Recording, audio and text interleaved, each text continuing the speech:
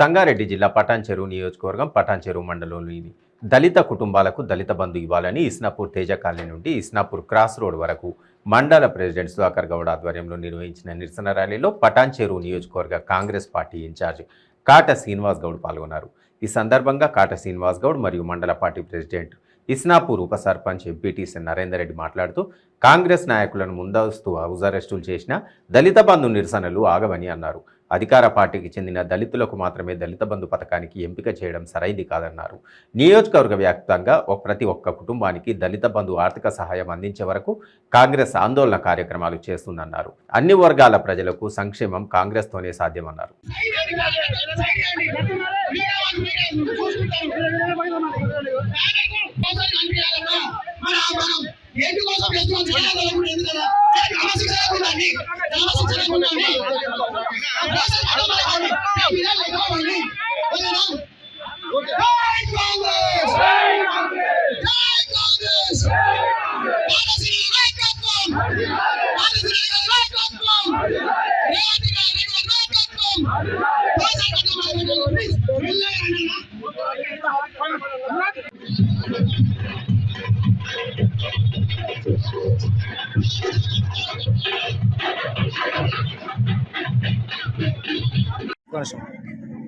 దళిత బంధు కార్యక్రమంలో భాగంగా కొంతమందికే ఇచ్చి మిగతా చాలా మందికి అన్యాయం జరిగిన కారణంగా కాంగ్రెస్ పార్టీ ఆధ్వర్యం లోపల దళిత బంధు కార్యక్రమం ఏదైతే ఉందో ఉన్న దళితులందరికీ కూడా ఇవ్వాలని చెప్పేసి మేము డిమాండ్ చేస్తూ మన నియోజకవర్గ ఇన్ఛార్జ్ శ్రీ కాటా చిన్న గారి ఆధ్వర్యంలో ఇస్నాపూర్ సెంటర్లో పెద్ద ర్యాలీ ఏర్పాటు చేయడం జరిగింది.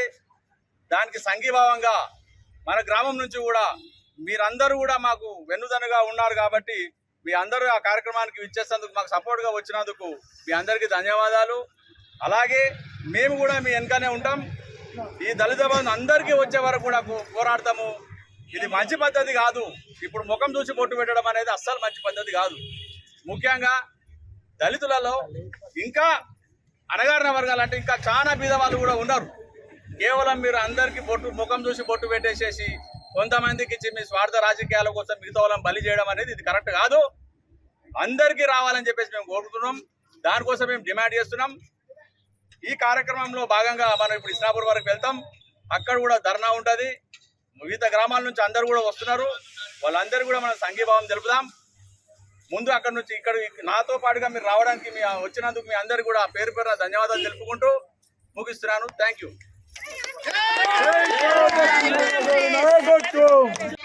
చెప్పడానికి అవకాశం ఉంటుంది దళితులందరూ.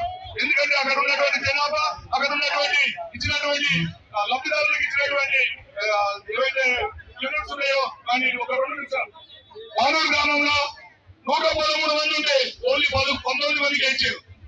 చిత్తూరు గ్రామంలో 180 మంది ఉంటే 26 మందికి ఇచ్చారు. అక్కడ ఉన్నటువంటి 186 కుటుంబాలు ఉంటాయి. అదే గణపూర్లో 167 మంది ఉంటే 19 మందికి ఇచ్చారు. ఇంగ్లీష్లో 150 మంది ఉంటే 18 మందికి ఇచ్చారు. ఐనోళ్ళ 121 మందికి ఉంటే 124 మంది 14 మందికి ఇచ్చారు.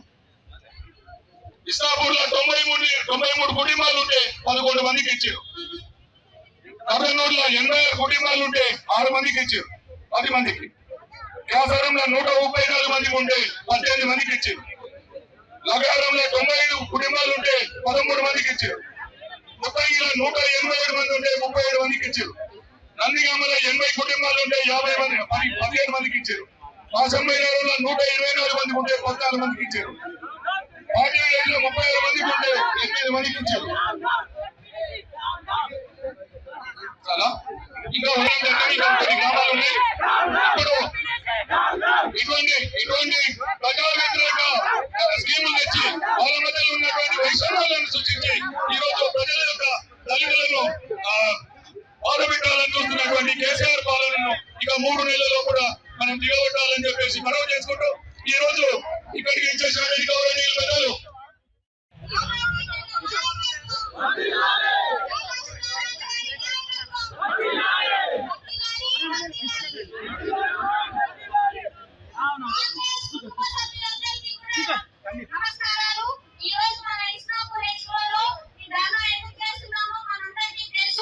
ప్రస్తుతం పాలిస్తున్నటువంటి ప్రభుత్వం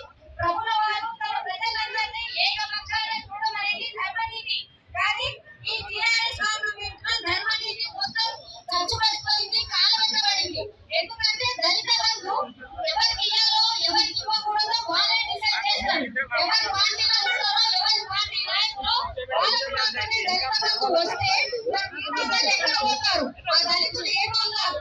ఒకళ్ళు చూసి బదులు పెట్టి నాయకులకు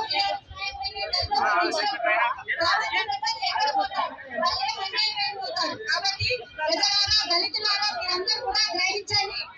ఆయన ఏకపక్షంగా అందరూ ఒకరిగా చూడడం లేదు. ఈ రోజు మనం ఎండలతో వానలతో పోలీసు వాళ్ళతో దెబ్బలు విసురాలతో రోడ్డు మీద ఎందుకు వచ్చినాం? దళితుల కోసం వచ్చినాం.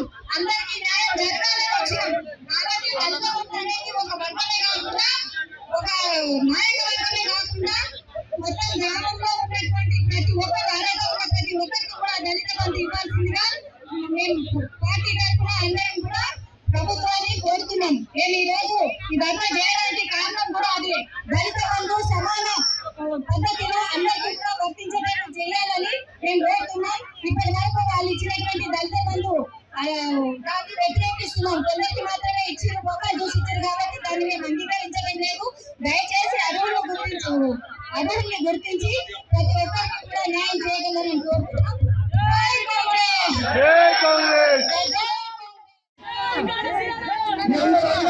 అవసరం ఉంది. ఈ రోజు ఆ పథకం ఇచ్చేది, ఆ ప్రభుత్వం ఇచ్చేది, ఏది ఇచ్చినా మన డబ్బులతో ఇచ్చే తప్ప ఎవరు వాళ్ళ ఆస్తులు అమ్ముకోవడం లేకపోతే వాళ్ళ ఫామ్ హౌస్ అమ్ముకోవడం మనకి తీసుకొని ఇస్తలేరు అనేది మీరు గుర్తుపెట్టుకోవాలి.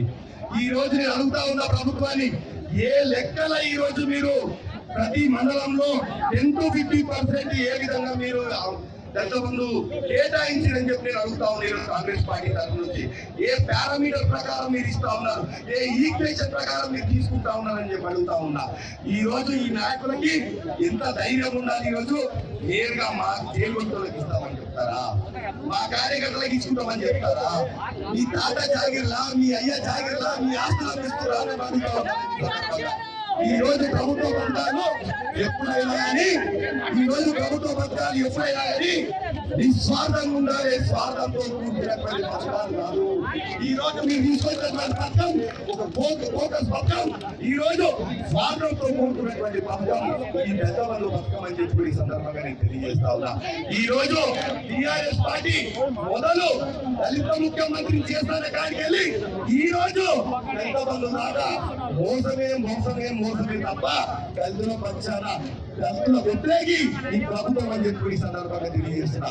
మీ అందరికీ కూడా తెలుసుకోవాలి, గతంలో కాంగ్రెస్ పార్టీ హయాంలో మీ అందరికీ కూడా మరి ఆ రోజు అసెంబ్లీలు ఇచ్చింది కాంగ్రెస్ పార్టీ, మీకు రిజర్వేషన్లు ఇచ్చింది కాంగ్రెస్ పార్టీ, ప్రతి గ్రామంలో ఇల్లు ఇచ్చింది కాంగ్రెస్ పార్టీ, పేదోళ్ళ గురించి దళితుల గురించి ఆలోచన చేసింది కాంగ్రెస్ పార్టీ. కానీ ఈ రోజు ఆ రోజు కాంగ్రెస్ పార్టీ భూములను కూడా వీళ్ళు పందికొక్కులు లెక్క దళారి వ్యాపారాలు చేసుకుంటా ఈ రోజు గుంజుకొని రియల్ ఎస్టేట్ వ్యాపారాలు చేస్తున్నారు. ఒకసారి ఆలోచన చేయండి. 3 దళితులకు 3 ఎకరాల భూమి ఇస్తున్నారు, ఇవ్వకపోగా ఈ రోజు మళ్ళీ ఆ ఉన్నటువంటి భూములను కూడా గుంజుకుంటా ఉన్నారు. ఈ రోజు కాంగ్రెస్ పార్టీ అట్లా చేయలేదమ్మా. ఇప్పుడు కూడా కాంగ్రెస్ పార్టీ మీ అందరినీ కూడా చైతన్యవంతం చేసింది, మీకు భరోసా కల్పించింది, మీకు భూమి ఇచ్చి భరోసా కల్పించింది, మీకు ఇల్లు ఇచ్చి రక్షణ కల్పించింది. కానీ ఈ మాదిరిగా ఎప్పుడు కూడా కాంగ్రెస్ పార్టీ చేయలేదు. అప్పుడైనా దళితులకు న్యాయం జరిగిందంటే కాంగ్రెస్ పార్టీ నుంచి, ఇప్పుడు భవిష్యత్తులో కూడా కాంగ్రెస్ ఏదైనా మంచి జరుగుతుందంటే కుటుంబాలకంటే అది కాంగ్రెస్ పార్టీ వల్లే సాధ్యం అని చెప్పి కాంగ్రెస్ పార్టీ మరి నియోజకవర్గం ఉన్నటువంటి పేద దళితులు అందరికీ కూడా అర్హులైనటువంటి దళితులందరికీ కూడా వచ్చేంత వరకు కూడా మేము పోరాడతామని చెప్పి ఈ సందర్భంగా మీ అందరికీ కూడా వాదిస్తా ఉన్నా. మీరు మాత్రం రేపు ఎలక్షన్లలో 3 నెలలకు వచ్చినప్పుడు పొలం లేదు, కానీ మీరందరూ కూర్చొని 10 లక్షల రూపాయలు ఇచ్చేంత వరకు కూడా మరి లోపలికి రానియద్దు, క్యాన్వసింగ్ చేయనియద్దు ఈ నాయకులు అని చెప్పి ఈ సందర్భంగా తెలియజేస్తూ మా అందరికీ కూడా మరోసారి అందరికీ విజ్ఞప్తి చేస్తూ మరి వచ్చినటువంటి మండల స్థాయి నాయకులు, నియోజకవర్గ స్థాయిలో మొత్తం అందరూ అన్ని మండలాల నుంచి వచ్చినటువంటి మండల ప్రెసిడెంట్లకు, బ్లాక్ ప్రెసిడెంట్లకు, సర్పంచ్లకు, ఉప సర్పంచ్లకు, వార్డు మెంబర్లకు, మరి అదేవిధంగా మరి ఎంపీడీసీ స్థానిక ఎంపీడీసీ శ్రీశైలం అన్నది కూడా పొద్దుగా నుంచి పోలీసులు మొత్తం కూడా ప్రతి నియోజకవర్గం మొత్తంలో కూడా అందరు అరెస్ట్ చేస్తా ఉన్నారు. ఇప్పటికీ ఇంకా శ్రీశైలం పోలీస్ స్టేషన్ లో ఉన్నాడు. ఇది మంచి పద్ధతి కాదు. ఈ రోజు ఓ ప్రతిపక్ష నాయకుడిగా, ఓ ప్రతిపక్ష పార్టీగా మేము దళితుల గురించి పోరాడుతుంటే మీరు మా మీద కేసులు పెడతా ఉన్నారు, మమ్మల్ని అరెస్ట్ చేస్తా ఉన్నారు, మా నాయకులు అరెస్ట్ చేస్తా ఉన్నారు. కానీ మీరు ఎన్ని అరెస్ట్ చేసినా